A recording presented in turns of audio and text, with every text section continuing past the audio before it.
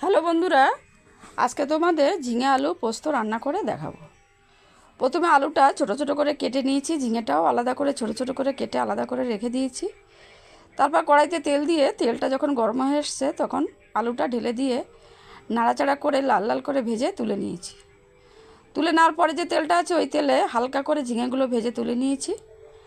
তুলে নেওয়ার পরে আরেকটু তেল দিয়ে তেজপাতা, শুকনো লঙ্কা আর একটু কালো জিরে ফোড়ন দিয়ে ওর ভিতরে হাফ পেঁয়াজ ঝিরিঝিরি করে কেটে লাল লাল করে ভেজে নেওয়ার পরে তার ভিতরে গোটা একটা টমেটো আর কয়েকটা কাঁচা লঙ্কা চিড়ে ওর ভিতরে দিয়ে দিয়েছি। দিয়ে আবার কিছুক্ষণ নাড়াচাড়া করার পরে তার ভিতরে নুন, হলুদ, লঙ্কার গুঁড়ো, একটু জিরের গুঁড়ো দিয়ে কিছুক্ষণ কষিয়ে নিলাম। কষিয়ে নেওয়ার পরে আমি পেস্ট করে রেখেছিলাম পোস্ত আর সাদা তিল, ওটা দিয়ে দিলাম। দিয়ে আলাদা করে একটা টমেটোও পেস্ট করে রেখেছি, ওটাও দিয়ে দিলাম। দিয়ে কিছুক্ষণ কষানোর পরে যখন মশলা থেকে তেল বেরিয়ে এসছে তখন আমি পরিমাণ মতো জল দিয়ে দিলাম। জলটা যখন ফুটে এসছে তখন আমি ভাজা আলুটা আর ভাজা ঝিঙেটা দিয়ে কিছুক্ষণ নাড়াচাড়া করার পরে ঢাকা দিয়ে দিলাম।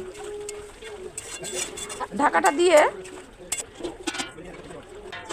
কিছুক্ষণ বাদে, মিনিট 5 বাদে উঠিয়ে আলুটা সিদ্ধ হয়ে গেছে। সিদ্ধ হওয়ার পরে একটু চিনি ছড়িয়ে দিয়ে নামিয়ে নিলাম। আজকের এই রান্নাটা তোমরা বাড়িতে করে খেয়ে দেখো, কেমন লাগে জানাবে।